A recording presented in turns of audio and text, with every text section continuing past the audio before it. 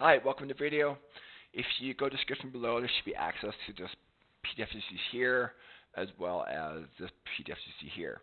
And you should bring your cursor to the upper right hand corner, it'll allow you to download as well.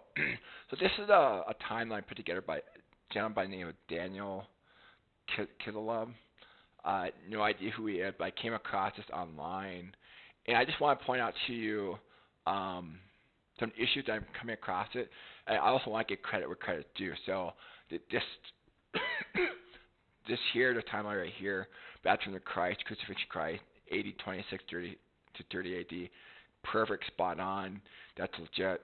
I've been able to verify that. See my video, crucifixion date.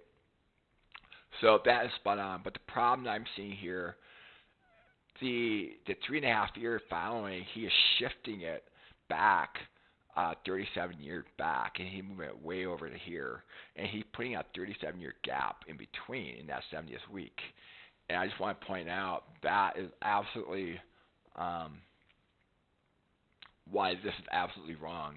Let's just take a look at the verse, Daniel 9:24 to 27. The verse that confuses a lot of people, this is the bigger stumper, in verse 26, Daniel 9:26.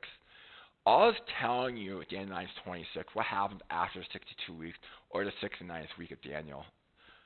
It's just simply telling you what happens after. It doesn't say a word about what to do that 70th week, where add a gap in there or shift it or stretch it or split it.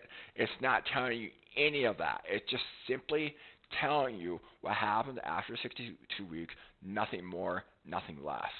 All right, I have some videos on this specifically, but there's nothing that changes in 70th week due to Daniel 9:26. All right, and so these 3.5 year connects. There's a continuity and flow to it, just like this right here. Zoom in here. So here's the Daniel 70 week that I have. There's no gap, 37-year gap. It's the only gap is the day of crucifixion. That's it. The same day in the Hebraic calendar, Jesus sat down disciples make the covenant. That last day is very important. That's supposed to be the day where the covenant gets confirmed. What covenant? The new covenant. Okay? It does not take 40.5 years to get it confirmed, like he's implying here. You take the 3.5 plus the 37, 40.5 years later, that it can confirm. That is not what's in view here at all. The 70th week has to do with the new covenant in its entirety. And you have to have the new covenant begin first before you can consummate later the old covenant, which happens back here, all right, or in a timeline back here, okay? So he's not recognized these latter 3.5 years is directly connected to the new covenant.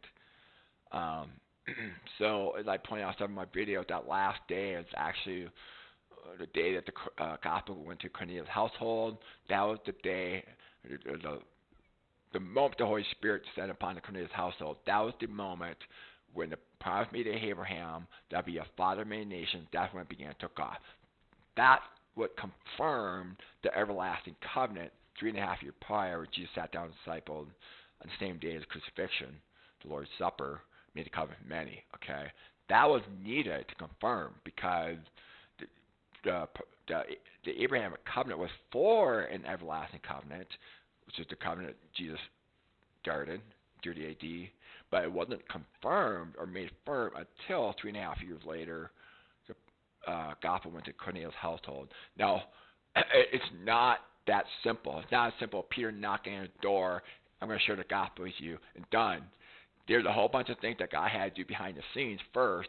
Otherwise, Peter would have been breaking the law, Leviticus. So I have a video on that, Cornelius' conversion. So anyway, I just want to point that out. So this new covenant had to be confirmed, made firm, and then that results later on in the consummation of the old covenant. The new covenant had been established first, gets started, and then that results one generation later the consummation of the old covenant order. The consummation of the old covenant order is not placed inside that 70th week. It does not take place inside that 70th week. All right. So I remember having a conversation with futurists, and he accused me of a gap. I'm like, I don't have a gap. What are you talking about? And now I see what he's talking about. When you see stuff like this floating around the internet, you see the 37-year gap. And no, the last days was from the new beginning to usher in the new covenant and to the wrapping up of the old covenant in the very end. Um, yeah, so he piling everything in the year 70 A.D. Satan's actually loosed as of March 20th to March 26th, 66 A.D. The Perugia, the Sinai May occurred May 2nd, 66 A.D. The actual Perugia, where they met the Lord in the air and all that, spiritually speaking, that was September 22nd, 73 A.D., which is the same time as the marriage supper of the Lamb. The 70 A.D. was the consummation of the Old Covenant order destruction of the temple, which occurred August 31st, 70 A.D., based on a statement written by Josephus, basically stating that Josephus had total control after 42 months, time of the Gentiles, had total control over Jerusalem and the temple. All right. So anyway, yeah. So I kudos to this gentleman for trying to put this together. It's hard work.